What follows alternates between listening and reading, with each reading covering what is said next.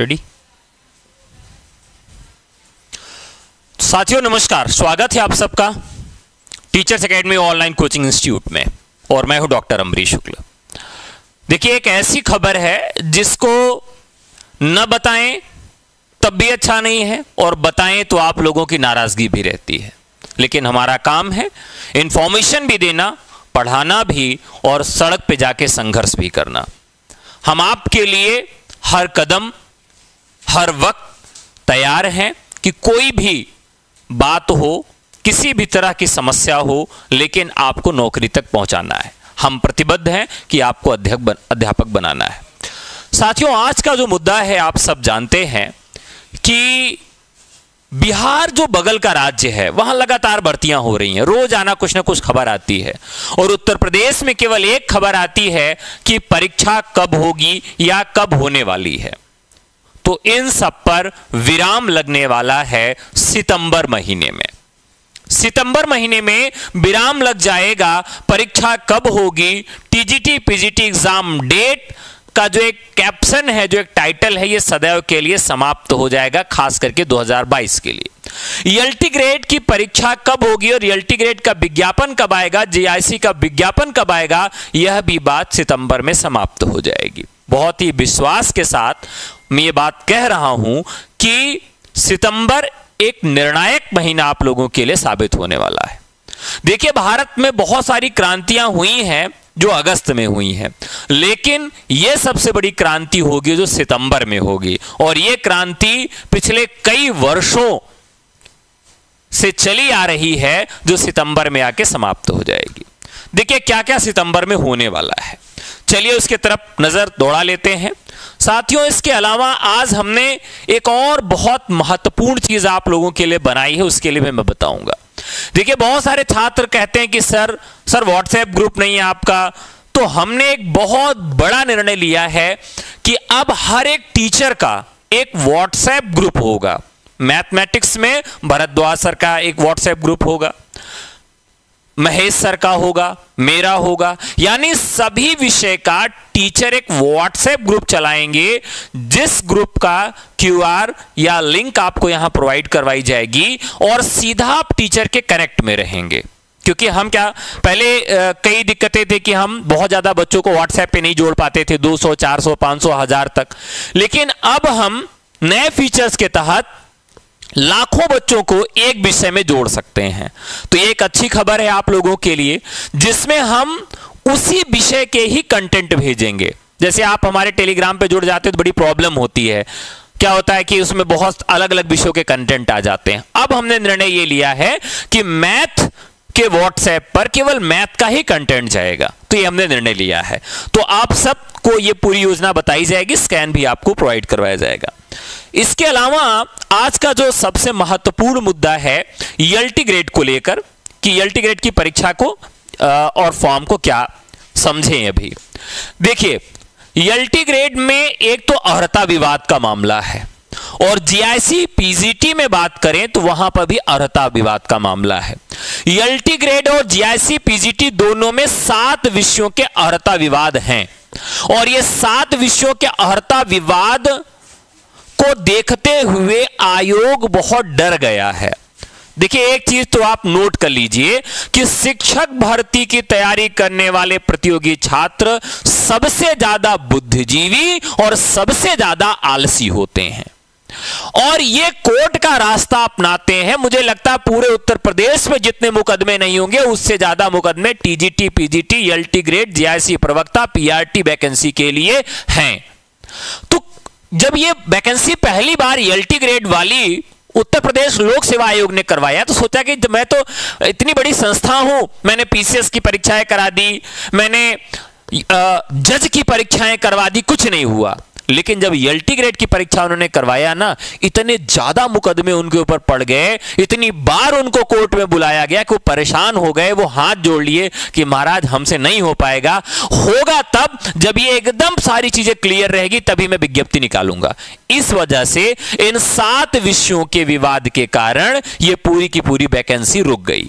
अब ये वैकेंसी के लिए इसी महीने के अंत तक या सितंबर के पहले सप्ताह तक एक फाइनल नोटिफिकेशन आ जाएगा कि भैया अर्हता विवाद समाप्त हो गया है, अब आपको नई विज्ञप्ति जारी की जा रही है। तो ये तो एलटी ग्रेड और जीआईसी प्रवक्ता का मामला हो गया, जीडीसी हो गया, बीईओ खंड शिक्षा अधिकारी हो गया, और उत्तर प्रदेश में माध्यमिक सेवा चयन बोर्ड से जो भर्तियां होती थी टीजीटी और पीजीटी की, वो भर्तियां भी सितंबर महीने में, देखिए आसानी से तो नहीं होगा, सितंबर महीने में परीक्षा की तिथि घोषित हो जाएगी, ये एकदम आप 100% लिख के ले लीजिए। लेकिन ये कैलेंडर जारी करेंगे कि नहीं करेंगे, इस पर संशय है। और इस पे संशय इसलिए है कि जब तक हम लोग बाहर नहीं निकलेंगे घरों से, हम लोग आयोग नहीं पहुंचेंगे, तब तक कैलेंडर निकलना मुश्किल है। तो परीक्षा की तिथि कैसे निकालेंगे? एक टेंटेटिव डेट दे देंगे, आएंगे एकाएक अध्यक्ष महोदय आज अध्यक्ष की नियुक्ति हो जानी है, अध्यक्ष महोदय आएंगे, एक इंटरव्यू में प्रेस वार्ता करेंगे और कहेंगे ऐसा भैया कि ऐसे नवंबर में परीक्षा आपकी होगी, जाओ तैयारी करो, जाओ तैयारी करो। वो लिखित रूप में नहीं देंगे और हम आप एकदम खुश होके प्रैक्टिस सेट, भरद्वाज सर की क्लास, महेश सर की क्लास, सत्या सर की क्लास घोटने लगेंगे, पता लगा फिर से कोई डेट नहीं आई। तो हमें मौखिक पर बात नहीं माननी है जब तक वो लिखित रूप में नोटिफिकेशन नहीं निकाले, कैलेंडर नहीं निकाले, और इसके लिए हमको और आपको आयोग पर चलना होगा। मैं फिर से बता दे रहा हूं कि लिखित रूप में ये बहुत कम संभावना है कि एग्जाम डेट दें। ये आएंगे, प्रेस वार्ता करेंगे और आपको एक टेंटेटिव डेट बता देंगे किस महीने में आपकी परीक्षा करवा रहे हैं। तो प्लीज जब भी हम आपको बुलाएं आप आयोग जरूर पहुंचिए। बीएम भरद्वाज सर वहां रोज पहुंचे रहते हैं, जब भी कोई धरना प्रदर्शन होता महेश सर पहुंच जाते, सत्या सर पहुंच जाते, सुमन सर पहुंच जाते, हमारी पूरी टीम पहुंच जाती है। बस आप सबको जब भी बुलाएं हम, आप सब पहुंचिए, ठीक है। अब देखिए जो खबर है, खबर तो बहुत सामान्य सी है, आप लोगों ने देख ही लिया होगा। सब कुछ ठीक रहा तो सितंबर में शिक्षक के हजारों पदों पर भर्ती के रास्ते खुल जाएंगे। इस माह के अंत तक सितंबर के पहले सप्ताह तक उत्तर प्रदेश शिक्षा सेवा चयन आयोग को नए अस्थायी अध्यक्ष मिलने की उम्मीद है। वहीं एलटी ग्रेड शिक्षक भर्ती और असिस्टेंट प्रोफेसर भर्ती के लिए शासन स्तर पर लंबित प्रस्ताव को मंजूरी मिलने के आसार हैं। शिक्षा सेवा चयन आयोग में अस्थायी अध्यक्ष की नियुक्ति के लिए आवेदन की प्रक्रिया पूरी हो चुकी है और 25 अगस्त को इंटरव्यू प्रस्तावित है। आयोग के सूत्रों का कहना है कि साक्षात्कार पूरा होने के सप्ताह भर के भीतर नए अध्यक्ष के नाम की घोषणा की जा सकती है। वैसे भी आयोग से जुड़ी भर्तियों को शुरू करने के लिए काफी विलंब हो चुका है। ऐसे में नए अध्यक्ष की नियुक्ति जल्द से जल्द किए जाने की कोशिश है। स्थायी अध्यक्ष के न होने के कारण 2 साल से अशासकीय माध्यमिक विद्यालयों में टीजीटी पीजीटी के 4163 पदों और शासकीय महाविद्यालयों में असिस्टेंट प्रोफेसर के 1017 पदों पर भर्ती के लिए लंबित परीक्षा पर निर्णय नहीं हो पा रहा है। नए अध्यक्ष की नियुक्ति के बाद भर्ती परीक्षाओं की तिथियां घोषित होने के साथ ही नई भर्ती के विज्ञापन जारी करने की प्रक्रिया भी शुरू हो जाएगी। वहीं राजकीय विद्यालयों में एलटी ग्रेड शिक्षक भर्ती के लिए 2 स्तरीय परीक्षा का प्रस्ताव भी शासन स्तर पर लंबित है। यह भर्ती अभी तक एकल परीक्षा के माध्यम से होती रही है। नए प्रस्ताव के तहत पहली बार यह भर्ती प्रारंभिक और मुख्य परीक्षा के माध्यम से होगी। उत्तर प्रदेश लोक सेवा आयोग को शासन स्तर से प्रस्ताव मंजूर होने का इंतजार है ताकि एलटी ग्रेड शिक्षक के 6000 से अधिक पदों पर भर्ती के लिए विज्ञापन जारी किया जा सके। आयोग के सूत्रों का कहना है कि शासन से पत्राचार किया गया है और जल्दी प्रस्ताव को मंजूरी मिल जाएगी। इसके अलावा उत्तर प्रदेश लोक सेवा आयोग के पास राजकीय महाविद्यालयों में असिस्टेंट प्रोफेसर के 384 पदों पर भर्ती के लिए अधियाचन पड़ा है। इस भर्ती के प्रस्तावित स्क्रीनिंग परीक्षा नियमावली को भी शासन से मंजूरी मिलने का इंतजार है। अब ये कई भर्तियां आप जिनके विषय में जान चुके हैं। अब देखिए एक बार आपसे हम स्ट्रेटजी की बात कर लेते हैं, जो सबसे महत्वपूर्ण है। स्ट्रेटजी क्या है? देखिए अब कुछ चीजों की तैयारी एक साथ नहीं हो पाएगी, बहुत ईमानदारी के साथ में बता रहा हूं। देखिए हम पहले क्या कहते थे कि ऐसा है कि आप अगर टीजीटी पीजीटी में हमारे यहां एडमिशन लिए हैं या कहीं भी लिए हैं या सेल्फ स्टडी कर रहे हैं तो आप एलटी ग्रेड और जीआईसी प्रवक्ता की तैयारी आप कर सकते हैं, एक साथ हो जाएगी तैयारी। जीआईसी प्रवक्ता में आपको थोड़ा सा अलग पढ़ना पड़ता था, लेकिन एलटी को हम कह देते कि चलो ठीक है हम इसी में कवर कर लेंगे या आप स्वयं सेल्फ स्टडी से कवर कर लेंगे, ये थोड़ा सा लग रहा था। लेकिन अब नहीं हो पाएगा, अब नहीं हो पाएगा। एलटी की तैयारी आपको अलग से करनी पड़ेगी, जीआईसी पीजीटी की तैयारी अलग से करनी पड़ेगी और टीजीटी पीजीटी की तैयारी एक साथ हो जाएगी। इसमें कोई दिक्कत नहीं है, लेकिन इसमें भी कोर्स थोड़ा बहुत अलग है, सिलेबस थोड़ा बहुत चेंज है, लेकिन किसी तरीके से हम टीजीटी पीजीटी निपटा सकते हैं। अब देखिए यहां पर मेंस का पॉइंट ऑफ व्यू है। अब हमारे साथ और भी टीम है, मैं सबको आमंत्रित करूंगा कि वो आपसे आए और बातचीत करें और बताएं कि अभी जो वैकेंसीज की बात चल रही है, जैसे सितंबर महीना आपके लिए निर्णायक महीना है। सितंबर महीने में सब कुछ क्लियर हो जाएगा, सितंबर महीने में क्लियर हो जाएगा। नहीं होगा तो मैं आज आपसे वादा करके जा रहा हूं कि हम लोग करवा लेंगे। हम लोग अब ऑनलाइन मीटिंग नहीं करेंगे, ऑनलाइन धरना प्रदर्शन नहीं करेंगे, ऑफलाइन करेंगे। आपको बुलाएंगे, आप भी आइए, हम भी आए, वहीं आमरण अनशन पर बैठ जाएंगे, खाना पीना छोड़ देंगे, वहीं बैठे रहेंगे, कोई दिक्कत नहीं है, लेकिन आपका साथ चाहिए। तो सितंबर में कुछ भी हो हम परीक्षा तिथि ले लेंगे और एलटी ग्रेड जैसी प्रवक्ता का भी काम आगे बढ़ जाएगा, ये हमें पूरा विश्वास है। लेकिन सितंबर में अगर ये सब कुछ होता है, वैसे 7 दिन का समय उन्होंने लिया है इंटरव्यू के बाद। आज साक्षात्कार है अध्यक्ष का, तो लगभग 7 दिन के अंदर वो एक पद निश्चित कर देंगे कि मैं किसको सौंप रहा हूं। तो अगर ये सितंबर में होता है तो देखिए कम से कम 45 दिन कम से कम तो उनको मौका देना पड़ेगा। मतलब 45 दिन के बाद ही परीक्षा होगी, उसके पहले तो नहीं हो सकती। और अधिकतम 90 दिन, यानी कि 90 दिन आपके पास समय बच रहे हैं। लेकिन यहां एक बड़ा झोल है। झोल यह है कि अगर यह परीक्षा 14 जनवरी तक अगर परीक्षा नहीं हो पाई तो फिर परीक्षा आपकी टल जाएगी, या फिर एक सेंटर हटाना पड़ेगा इलाहाबाद का। इलाहाबाद का जो मुख्यालय है, प्रयागराज का जो मुख्यालय है, यहां परीक्षा सेंटर नहीं होगा। परीक्षा सेंटर नहीं होगा, आयोग भी यही है, परीक्षा सेंटर कैसे नहीं हो सकता है। पेपर की पूरी सारी मॉनिटरिंग, सारा काम जब प्रयागराज से होगा तो भैया, क्योंकि महाकुंभ है, तो महाकुंभ के मद्देनजर 14 जनवरी तक जितने भी कर्मचारी हैं वो तो हैं। जैसे चुनाव आयोग सारे कर्मचारियों को अपने अंडर ले लेता है, वैसे इस बार चुनाव के परिदृश्य को ध्यान में रखते हुए पूरे इलाहाबाद के कर्मचारियों को माघ मेला प्रशासन के अंडर लिया जा सकता है। तो जो शिक्षा विभाग के कर्मचारी हैं उनको भी माघ मेला में लपेट लिया जाएगा। तो इसलिए बहुत कम संभावना है कि हम 14 जनवरी के बाद फरवरी तक परीक्षा करवा पाएं। तो जनवरी में 15 जनवरी तक परीक्षा हो गई तो ठीक है, नहीं तो 15 जनवरी से 15 फरवरी तक परीक्षा नहीं हो पाएगी और 15 फरवरी से बोर्ड के एग्जाम स्टार्ट हो जाएंगे जो कि मार्च तक चलेंगे। तो देखिए, अब आप अगर तैयारी करना चाहते हैं, अगर आप कोई टारगेट रखना चाहते हैं, सेल्फ स्टडी का भी टारगेट रखना चाहते हैं, तो आपको टारगेट रखना पड़ेगा कि हमारी परीक्षा जो होगी वो 15 जनवरी तक हर हाल में आयोजित करवा ली जाएगी। और हमारा और आपका प्रयास भी रहेगा कि 15 जनवरी तक हम परीक्षा करवा लें। और क्योंकि नया विज्ञापन भी आना है, तो नया विज्ञापन तभी आएगा जब हम इसी वर्ष परीक्षा करवा लेंगे। तो दिसंबर से जनवरी भर में परीक्षा अगर हो जाती है तो 2024 वाला जो विज्ञप्ति है वो जनवरी में आ जाए या दिसंबर में आ जाए, क्योंकि पूरा 100% आप श्योर समझिए कि ये विज्ञप्ति, नई विज्ञप्ति आ जाएगी, क्योंकि बहुत सारी सीटें खाली हैं और आयोग किसी भी तरीके से मान नहीं रहा है पुराने विज्ञप्ति में नए विज्ञापित पदों को जोड़ने के लिए। तो अब हम भरद्वाज सर को आमंत्रित करेंगे कि वो बताएं कि भाई अगर 90 दिन से 100 दिन मिल रहा है तो 90 दिन से 100 दिन में हम क्या पढ़ लें, कितना पढ़ लें, पढ़ाई करें भी कि न करें। और अब तो बड़ी चुनौती है कि एलटी ग्रेड जीआईसी प्रवक्ता भी बनना है, यूपी में टीजीटी पीजीटी भी बनना है और बीपीएससी में भी टीचर बनना है। किसी और राज्य का केवीएस एनबीएस आ गया, इमारस आ गया तो उसमें भी टीचर बनना है। इतनी बड़ी चुनौती है एक विद्यार्थी के सामने। वही स्थिति है कि यूपी छोड़ नहीं सकते, यूपी छोड़ा नहीं जाता है, अन्य राज्य का अलग पैटर्न है। तो हमें क्या स्ट्रेटजी अपनानी चाहिए, हम 90 दिन को किस तरह से देखें, और आपको क्या लगता है कि हम अगले 90 दिनों में क्या कर सकते हैं?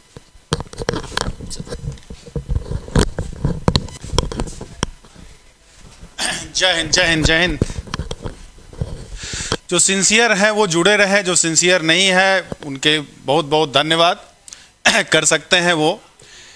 तो देखिए, एग्जाम तो होगा ही होगा, घर पे बैठे करते रहना। मैं तो स्वयं आयोग गया भी हूँ, उसकी क्या बातें हुई वो भी सारी बातें आपको बताया गया था। डायरेक्ट ही जो जो बातें हुई उसी की रिकॉर्डिंग कर करके आप लोग को दिखा दिया गया था। तो उन्होंने बोला ही था कि अध्यक्ष इस महीने आ जाएंगे, तो उनकी बात पे आप क्यों ना भरोसा किया। अध्यक्ष की आज इंटरव्यू है आपका, 1 हफ्ते के अंदर फाइनल अध्यक्ष आ जाएंगे। और बोले तो उसके जल्दी ही आपका कैलेंडर जारी हो जाएगा। अगर 15 सितंबर तक नहीं होता तो एक बार फिर सबसे विनती रहेगी कि फिर से हम लोग आयोग पे चलेंगे, करवाना होगा। नहीं करेंगे, अगर सोते रहेंगे तो नहीं होगा। इतना जागे, जनवरी फरवरी में धरना प्रदर्शन किया गया तो 12 सदस्य तो आ ही गए, इधर फिर हुआ तो अध्यक्ष की बात यहां तक पहुंची ही, फिर एक बार करेंगे। तो लिखित में, अब तो पिछली बार तो बहाना यही बनाया गया था ना भाई, मालवीय सर और नवल किशोर सर, कि परमानेंट अध्यक्ष जब तक नहीं आएंगे तब तक एमपी अग्रवाल साहब के पास और भी बहुत सारी जिम्मेदारियां, इस वजह से डिले हो रहा है हमारा।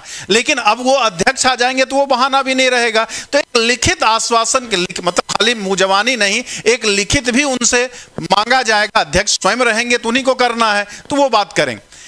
अब अगर अब भी आप नहीं चेतते हैं तो फिर बाकी आपकी मर्जी, तैयारी तो आपको करना ही करना पड़ेगा। लेकिन हाँ, तो लेकिन इसके साथ ही साथ एलटी का भी जान रहे हैं बवाल। कुल मिलाकर टारगेट हमारा क्या जानते हैं कि 2027 में चुनाव है, और लोकसभा देखते हुए जानते हैं कि क्या हुआ है, 27 में क्या होगा नहीं आएगा होगा। लेकिन ये टीजीटी पीजीटी का एग्जाम भी होगा, और उनके कथना अनुसार एक नई भर्ती भी टीजीटी पीजीटी की आएगी, जो 2027 चुनाव के पहले उसका भी ज्वाइनिंग होने की पूरी 99.9% संभावना रहेगी ही रहेगी। ये मैं खुद से नहीं कह रहा हूं, वो वहां की जो बात है उन्हीं, क्योंकि मैं कहां सक्षम हूं कि मैं भाई जाकर के अनाउंस कर दूं। जो वहां उन्होंने कहा है उसके अकॉर्डिंग ही मैं बात कर रहा हूं। मेरे सामने नहीं, बहुत सारे बच्चे भी थे, उनके सामने में ये बातें सारी हुई है। उन्होंने ये चीज कहा है कि इस भर्ती में नई भर्ती को हम नहीं जोड़ेंगे, नया पद नहीं जोड़ेंगे। इस एग्जाम को तुरंत करवाने के बाद, उम्मीद है कि इसी साल दिसंबर तक ये एग्जाम कराने के बाद एक नई भर्ती टीजीटी पीजीटी की आएगी ही आएगी। ये उप सचिव जी का बयान है जो आपको सुनाया भी गया था। बात करें एलटी की, तो एलटी में भी आपको पता है कि लोक सेवा आयोग पे जो हुआ था तो वहां भी यही बात हुई कि हड़ता विवाद की कहानी लगभग समाप्त हो चुकी है। द्विस्तरीय परीक्षा के लिए पत्र शासन को भेजा गया है, जैसे ही वो मंजूरी मिल जाती है एलटी की भी वैकेंसी आ जानी है। तो अब जैसे बिहार में इस साल चल रहा है तो यूपी में उतना जल्दी तो नहीं होगा, उतना जल्दी, लेकिन संभावना है कि 2026 में भी ढेर सारे एग्जाम्स होने की संभावना ही कह सकते हैं भाई। शासन प्रशासन जो चाहेगा वही होगा, लेकिन बातों से अब ये लग रहा है कि होने की संभावना है।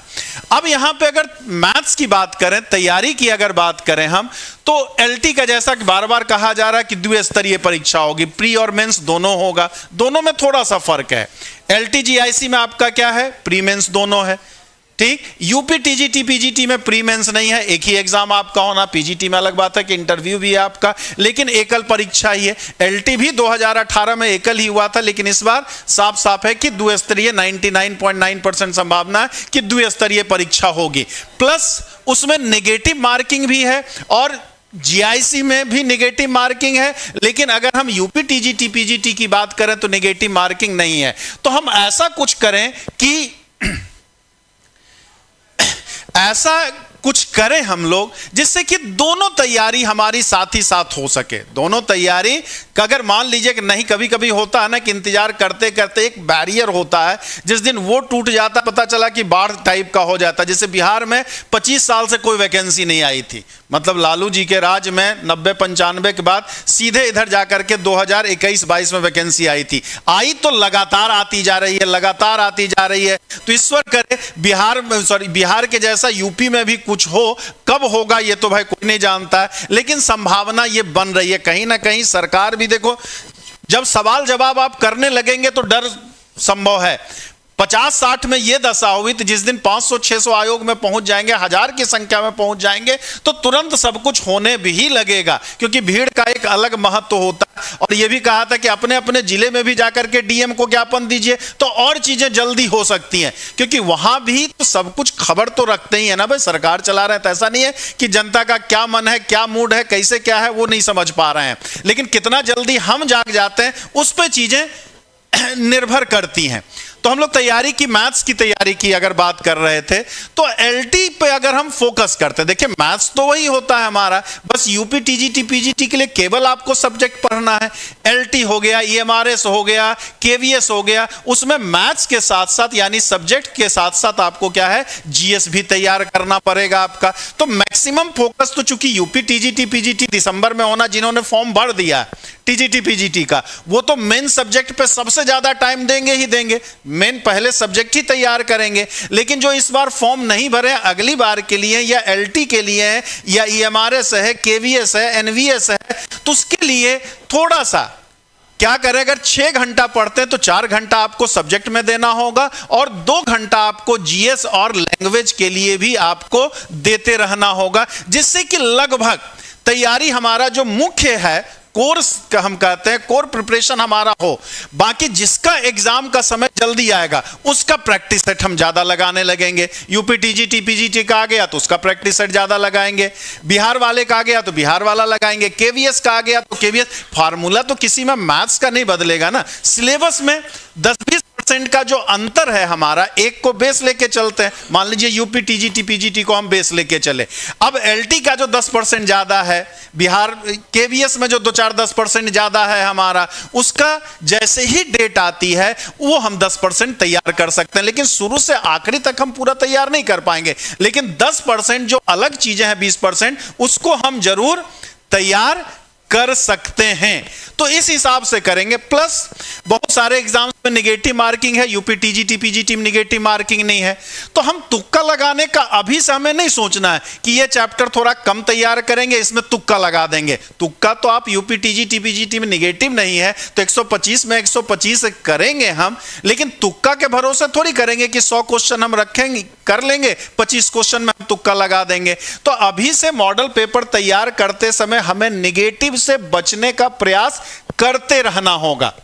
नेगेटिव से जितना बचे रहेंगे, जिसमें नेगेटिव मार्किंग नहीं है, वो उसमें भी आपका फायदा करेगा ही करेगा। मैं मैथ्स की बात नहीं कर रहा हूं, हर सब्जेक्ट्स की बात कर रहा हूं। मैथ्स में चूंकि गलती होने की संभावना और ज्यादा होती है क्योंकि कैलकुलेशन ज्यादा होता है। बहुत बार हम क्वेश्चन देखते के साथ पूरा कैलकुलेशन नहीं करते हैं, बाकी सब्जेक्ट में थोड़ा बहुत अंदाजा भी लगा सकते हैं, मैथ्स में तो आपको एक्यूरेट करना ही करना पड़ता है आपको। तो मैथ्स में थोड़ा, मैथ्स हो गया, फिजिक्स हो गया, केमिस्ट्री हो गया, ये सब में थोड़ा विशेष ध्यान देने की जरूरत होती है। तो एक तरफ से आराम से सोच विचार करके आपको एक एग्जाम को बेस बनाना है और उसी के बेस पे पूरी तरह उस पे डिपेंडेंट ना हो करके और जो उससे मिलता जुलता एग्जाम है उस पे भी आपको फोकस करना होगा। बहुत कठिन चीज नहीं है, वो चीजों को हम आराम से कर सकते हैं।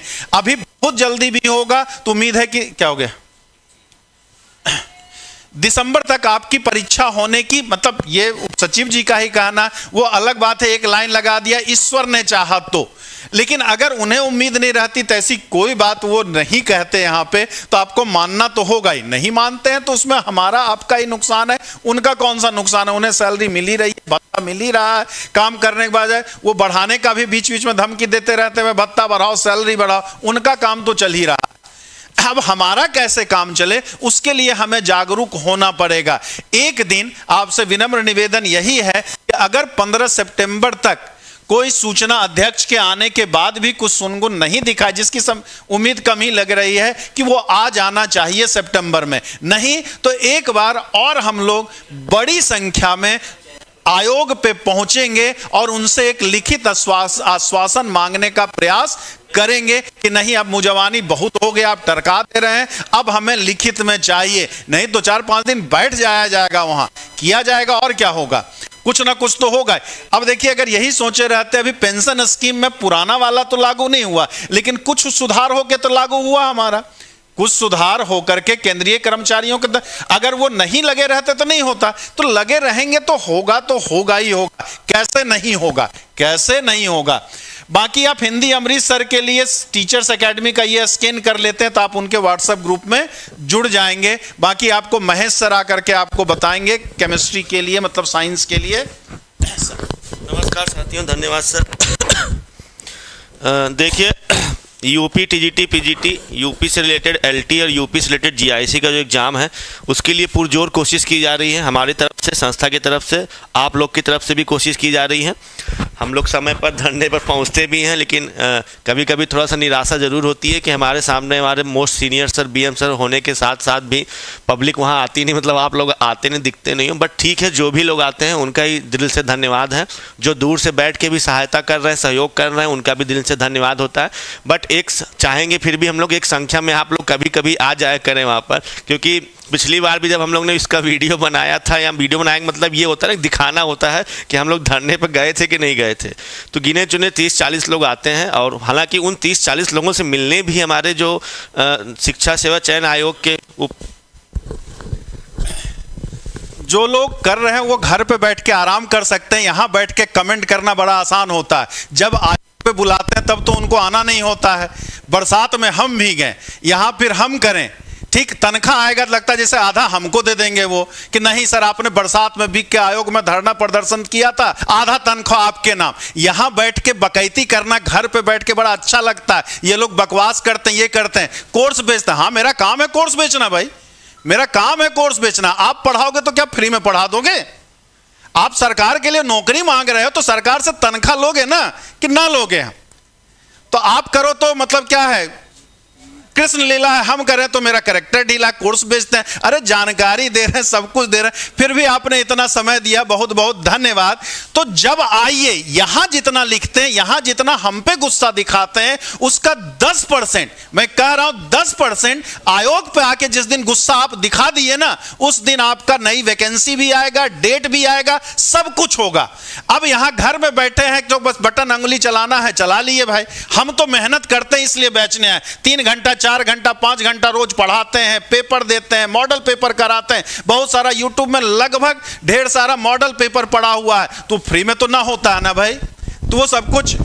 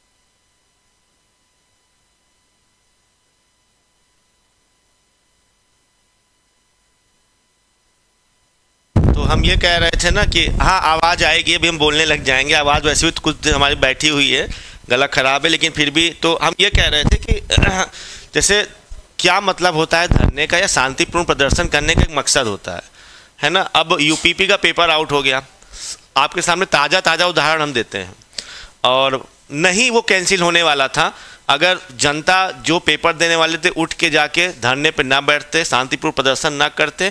कुछ लोगों ने हालांकि हिंसा के भी शिकार हुए, लाठी खाई, मार खाए, है ना, हर चीज़ उनके साथ हुआ, लेकिन आप खुद देख रहे हो पेपर इस समय यूपीपी का फिर से डेट आके चल रहा है।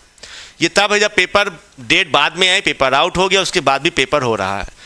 बट टीजीटी पीजीटी का फॉर्म कब भराया गया? 2022 में, लेकिन अभी तक कोई डेट नहीं आई। क्यों नहीं आई है? उसकी वजह है सिर्फ और सिर्फ आप लोग स्टूडेंट्स वजह है, नहीं आता है, नहीं जागरूक होता है। हो जाएगा, बैठे हैं, अरे हो जाएगा। कुछ कमेंट करते हैं सर 2025 में हो जाएगा, 2027 में होगा, सरकार कुछ नहीं कराएगी। भाई जब तक आप कुछ अपने लिए करने के लिए नहीं खड़े होगे, सरकार और फलाने की जिम्मेदारी पर कोई कुछ नहीं होता है ना। आरओ का पेपर हुआ लोक सेवा आयोग से, आउट होने की खबरें थी, सरकार नहीं कैंसिल कर रही थी, बैठ गए लोक सेवा आयोग के सामने, लाठी खाए, रास्ता जाम किया, शांतिपूर्ण प्रदर्शन करने के साथ साथ कुछ दबाव डालने की कोशिश की गई, फिर जाके उनका पेपर कैंसिल हुआ। डेट आ गई, दिसंबर में पेपर होगा उनका, डेट आ गई उनकी भी, है ना, लोक सेवा आयोग के लिए। लेकिन यहाँ 6 साल से एलटी के अर्हता विवाद नहीं कन्फर्म हो रहा, नहीं क्लियर हो रहा। क्यों नहीं हो रहा? क्योंकि कोई भी एलटी का स्टूडेंट जिसको तैयारी करनी है जीआईसी की, कभी लोक सेवा आयोग पे 20-25 से ज़्यादा संख्या में दिखाई नहीं दिया। तो वो बेफिक्र है कि इनको कोई फिक्र नहीं है, हम कभी भी डेट देंगे, तैयार हैं, चाहे इनकी एज हो चाहे ना हो, चाहे निकले चाहे ना निकले। तो ये सब चीज़ें ये इसलिए कही जा रही ताकि आप लोग इस चीज़ के लिए जागरूक भी हों, है ना, कि ये चीज़ जानने की कोशिश करें कि हर चीज़ हर जगह पर क्या सही क्या गलत है।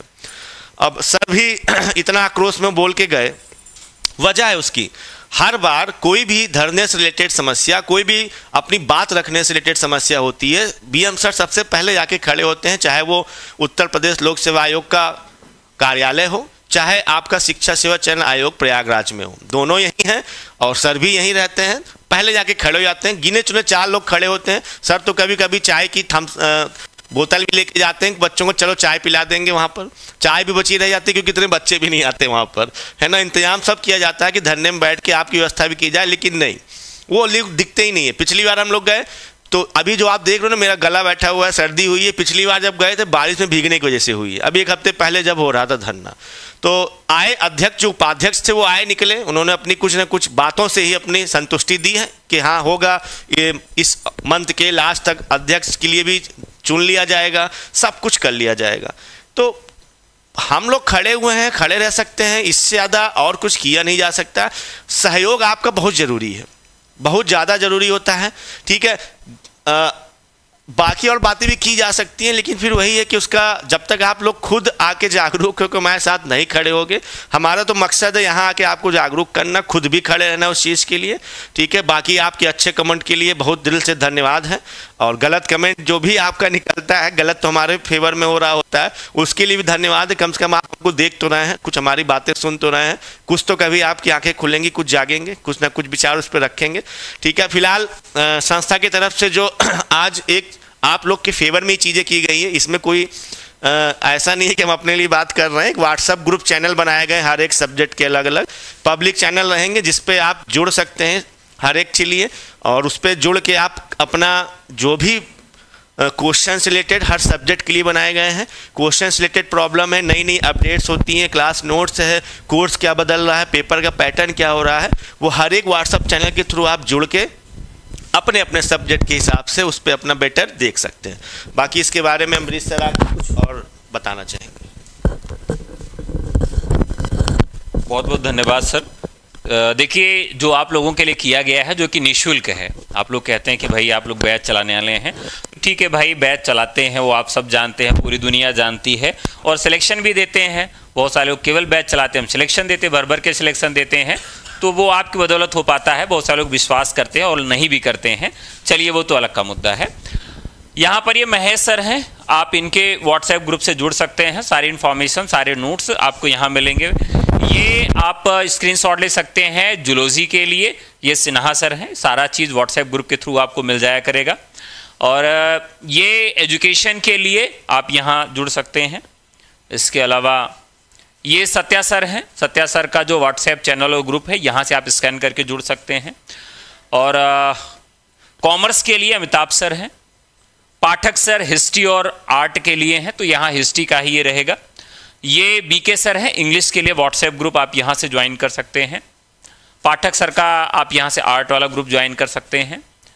मुस्तफ़ा सर हैं, फिजिक्स का ग्रुप ज्वाइन कर सकते हैं। रोहित सर हैं, फिजिकल एजुकेशन का ग्रुप यहाँ से ज्वाइन कर सकते हैं। ये सुमन सर हैं, बॉटनी का ग्रुप ज्वाइन कर सकते हैं। बीएम सर हैं, मैथमेटिक्स का ग्रुप आप यहाँ से ज्वाइन कर सकते हैं। और मैं ये हूँ हिंदी के लिए, आप ये ग्रुप यहाँ से ज्वाइन कर सकते हैं। तो सारे व्हाट्सएप के ग्रुप हैं, कुछ और व्हाट्सएप ग्रुप आपके सब्जेक्ट वाइज भी बनाए जाएंगे, कोर्स वाइज भी बनाए जाएंगे, तो आपको मिल जाएंगे। बस अंत में बस एक ही बात से सारी बातों को समाप्त करना चाहूँगा कि देखिए, हम अध्यापक हैं और अध्यापक होने के साथ साथ आपके लिए चिंताग्रस्त भी रहते हैं। देखिए, अगर बैच हमारा 2 साल और चल जाएगा, मतलब 1 साल वाला बैच हम 2 साल पढ़ाते हैं, मतलब अपने घर से लगाते हैं। जिन बच्चों को हम ऐप पर स्टोरेज दे रखे हैं, जिनकी क्लासेस आपको मिल रही हैं, आप देख पा रहे हैं, उसका पेमेंट जो है वो संस्था वहन कर रही है। मतलब अगर कोई 6 महीने का कोर्स अगर हम साल भर चलाते हैं, तो आप समझिए कि घर से पैसा लगाना पड़ता है, 1 भी रुपया नहीं बचता है। तो कई चुनौतियां हैं, लेकिन हम लोग इस पर काम करते हैं कि जीरो बैलेंस पर काम कई बार करना पड़ता है। आप सब जानते हैं कि विधवाओं के लिए, महिलाओं के लिए जिनके पति नहीं है या जिनको डाइवोर्स हो गया है, विकलांग जो 50% से अधिक हैं, या जो वास्तव में बहुत गरीब हैं, उन सब के लिए निःशुल्क कोचिंग भी हम दे रहे हैं। और ऐसे 1100 स्टूडेंट को हम फ्री में कोचिंग दे रहे हैं। आप सोच सकते हैं, अगर 1100 स्टूडेंट 2,000 रुपए फीस भी दें तो कितना बड़ा अमाउंट आ सकता है। लेकिन ये सारे टीचर कंट्रीब्यूट करके उनकी फीस जमा करते हैं फाउंडेशन में, क्योंकि खर्च तो आएगा ही, अगर भले हम आपको फ्री में पढ़ाएं तो खर्च तो आना ही है। तो सारे टीचर कंट्रीब्यूट करते हैं उस फीस को और जमा करते हैं फाउंडेशन में।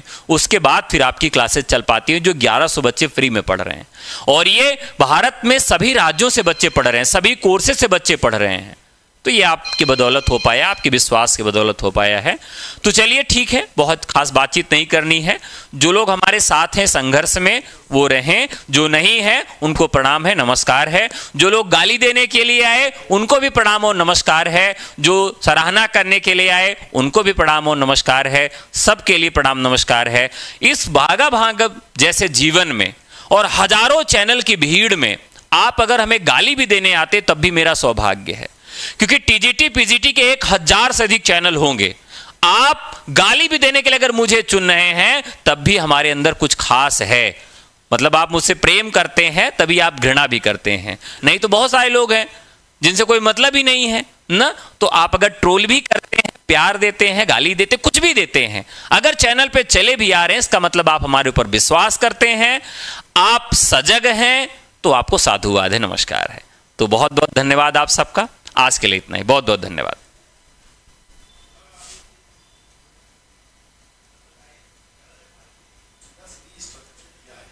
कोई बात नहीं है, रहना भी चाहिए, इसीलिए तो उनको ठीक है।